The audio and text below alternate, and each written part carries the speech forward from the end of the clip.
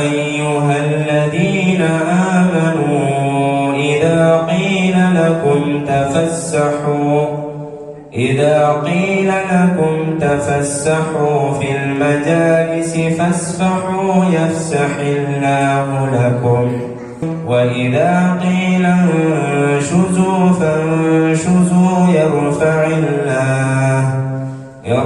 الله الذين آمنوا منكم والذين أوتوا العلم درجات والله بما تعملون خبير. يا أيها الذين آمنوا إذا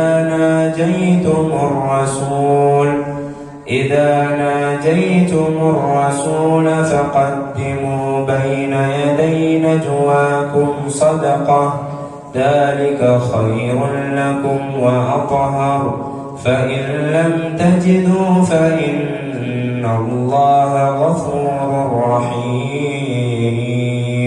صدق الله العظيم.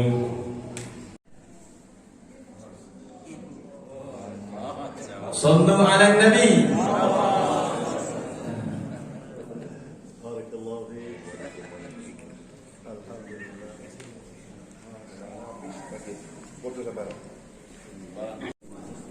Dah foto.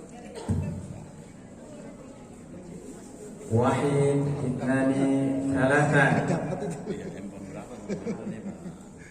Antri.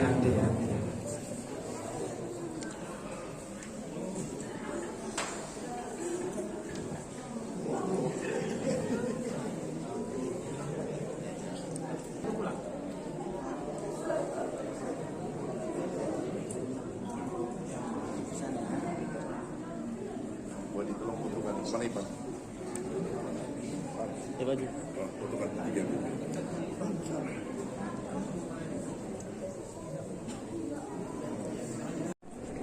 Rekam sekali bentar, Pak. Udah? Bisa? Udah? Okay.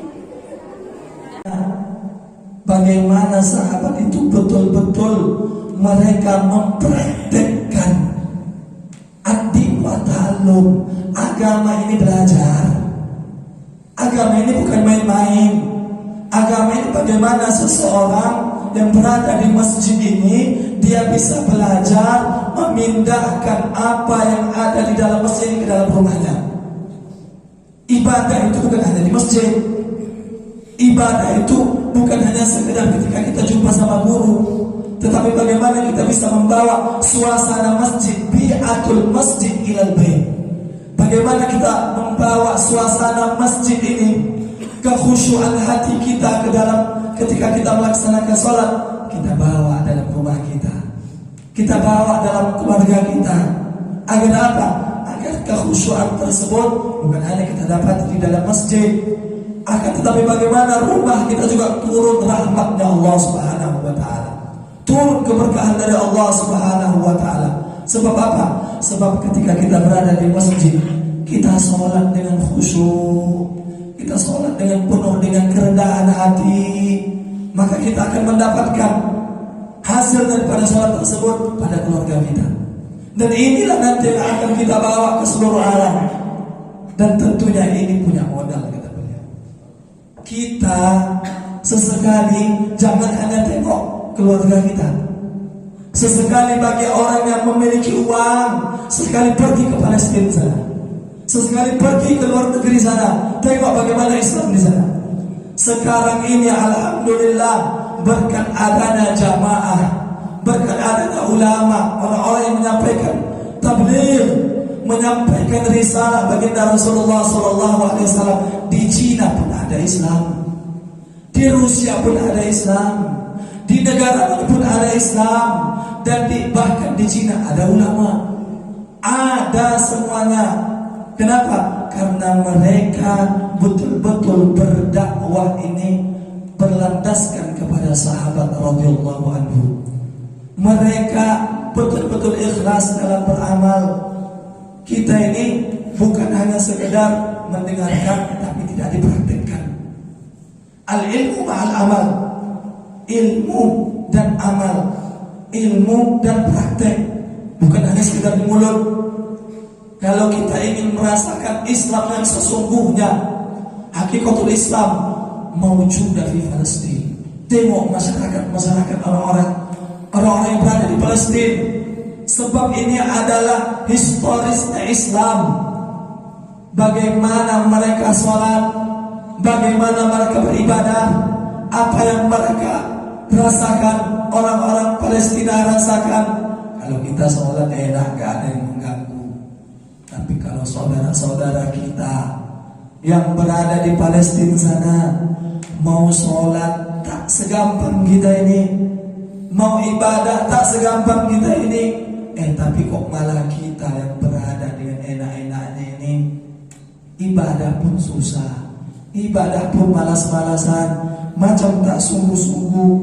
Padahal ini adalah bukan tugas satu orang, bukan tugas seorang yang berada dalam keluarga itu saja. Ini adalah tugas seluruh umat Islam, menyampaikan Islam yang dibawakan oleh sahabat, yang mana sahabat belajar langsung kepada baginda Rasulullah sallallahu alaihi wasallam. أحد يجيب بدون الإذن يقول أنا مثل نظام الصف. فأنا أسأل الآن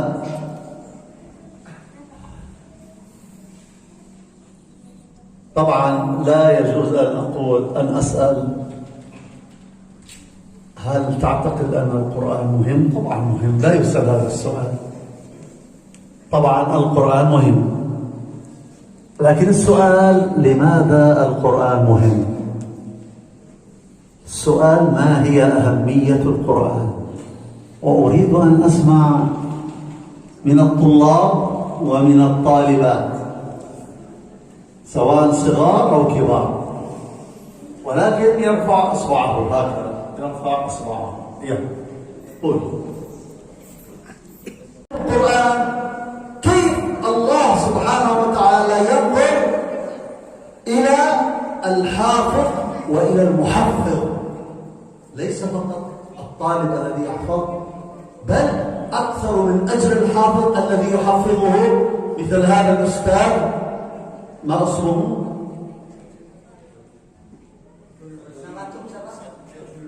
زل، أستاذ زل، مثل هذا الأستاذ زل والأستاذ الآخر تقول وهؤلاء كل الأساتذة الذين رفعوا إصبعهم، والأستاذة هناك التي رفعت.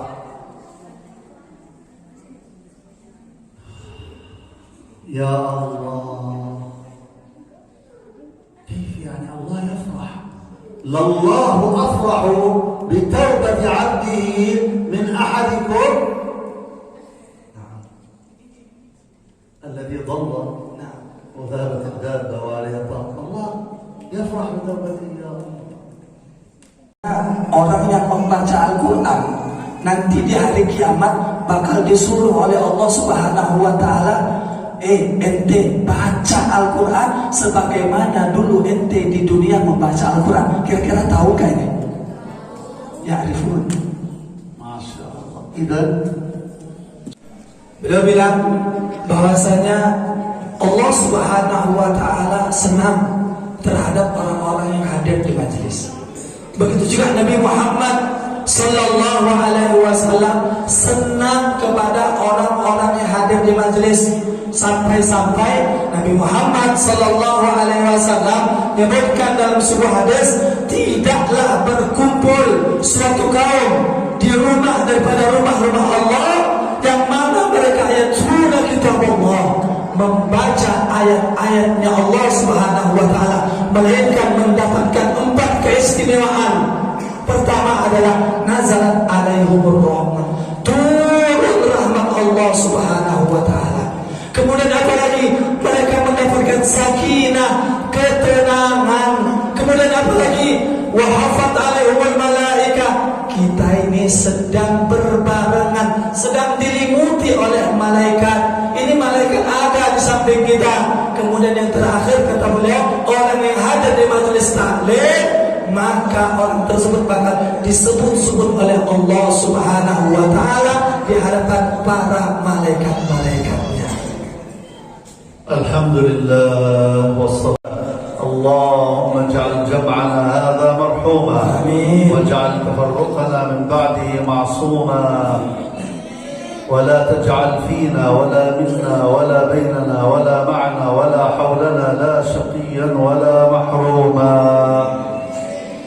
اللهم إنا نسألك حبك وحب من يحبك وحب كل عمل صالح يقربنا من حبك، واجعل حبك أحب إلينا من أنفسنا وأهلنا وولدنا ومالنا والناس أجمعين.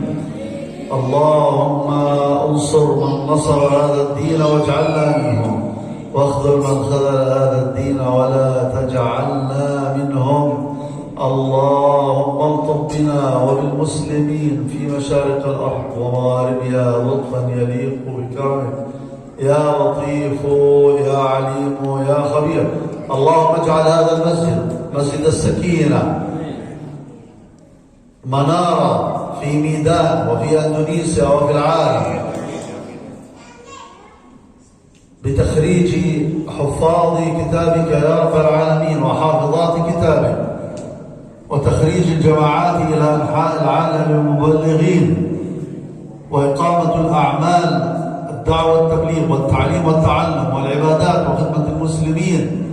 اللهم اجعل مسجد السكينة في أعماله كمسجد النبوي الشريف في زمن رسول الله صلى الله عليه وسلم. نسألك يا رب من الخير عاجل واجل ما علمنا منه وما لم نعلم، ونعوذ بك من الشر عاجل واجل ما علمنا منه وما لم نعلم، ونسألك من خير ما سألك منه عبدك ورسولك صلى الله عليه وسلم، ونعوذ بك من شر ما استعاذك منه عبدك ورسولك صلى الله عليه وسلم. ربنا تقبل منا إنك أنت السميع العليم، وتب علينا إنك أنت التواب الرحيم. وصلى الله على خير خلقه سيدنا محمد وعلى آله وصحبه أجمعين. سبحان ربك رب العزة عما يصفون، وسلام على المرسلين، والحمد لله رب العالمين.